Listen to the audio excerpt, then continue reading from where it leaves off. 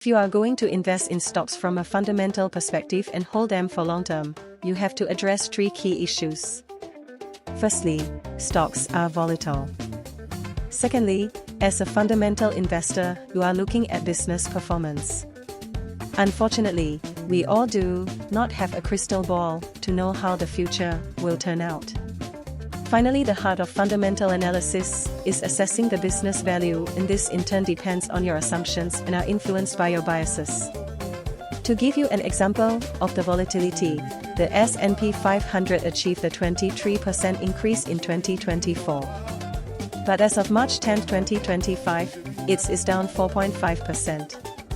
A study by Goldman Sachs shows that drawdowns happens more often than you think, with the US experiencing a drawdown of at least 20% every 4 to 5 years.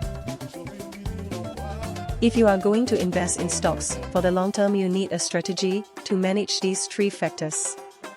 I will share with you what I have developed over the years to do this. I adopt a 3 buckets asset allocation strategy to address volatility. As for uncertainty, I don't think anyone can predict the future.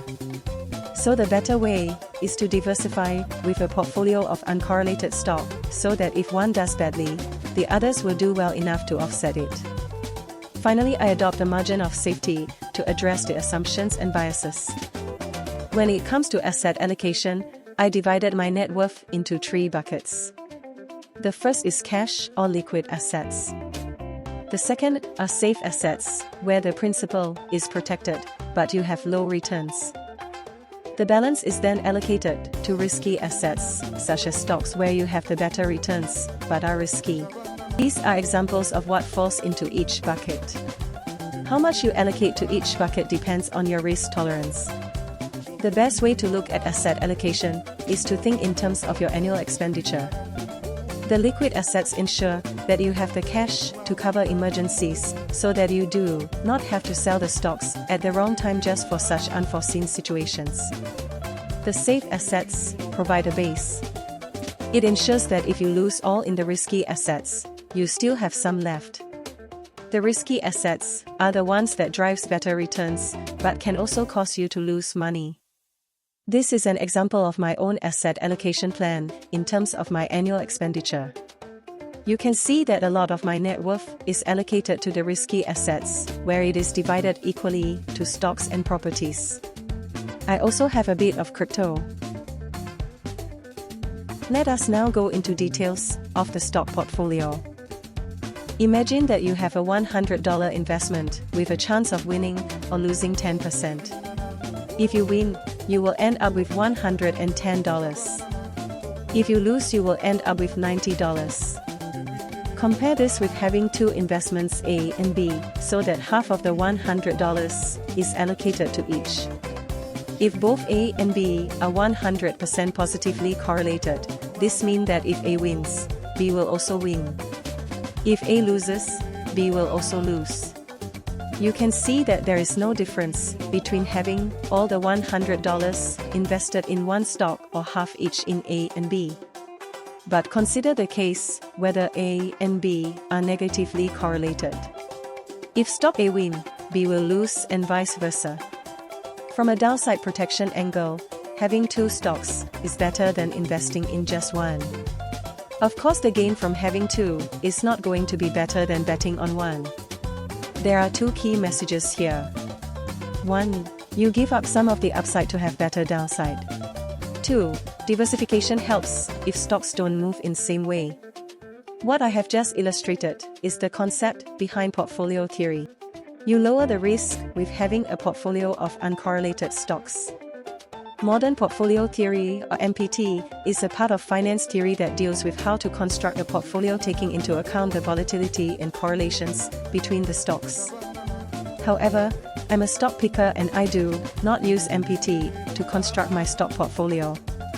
Nevertheless, I adopt the idea of having stocks which are not correlated in my portfolio.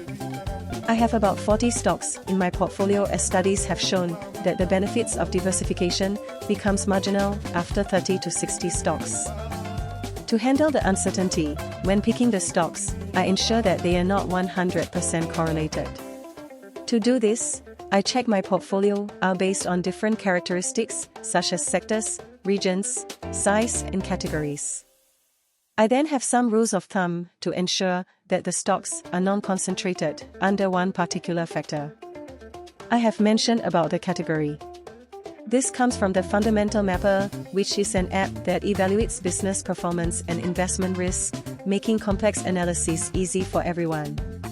In the context of my stock portfolio, I check that while I have most of the stocks in the gold mine quadrant, I also have some in other quadrants as I am not sure how the future will turn out.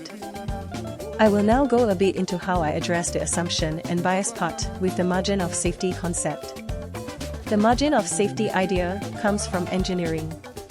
When an engineer designs a bridge that will normally be used by 2 cars, he uses a margin of safety by designing it to carry 4 cars. This is to ensure that if the assumptions are wrong or there are biases, there is some safety net. We adopted this concept in developing the Fundamental Mapper. The risk centerline is not set with price equals business value. Rather, it is set a price less than 30% of the business value. Similarly, when we set the business performance centerline, it is not the average performance. It is 30% better than the average. A big part of fundamental analysis is determining the value of a business.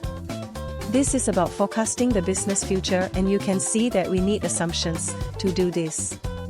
One of the methods I use to reduce such errors is to use several different ways to value a company. I then triangulate to find some common values. I hope that this will reduce the biases and assumptions associated with different valuation approaches. I consider this another view of the margin of safety. I hope I have given you a framework to address the 3 common risk issues when investing in stocks. Of course, if the stock price has declined, you have to address the question of whether to sell or hold. It all goes back to valuation. As a fundamental investor, I buy when the market price is much lower than the business value. If the market price has dropped but is still below the business value, I hold. When do I sell? If the market price is greater than the business value. So if we have an overall decline in market price, but the business fundamentals remain unchanged, we do not sell. The challenge with the recent price collapse is due to the tariff fears. If the tariffs are going to be such that it is long-lasting and affect the business value, we have to relook at this comparison again.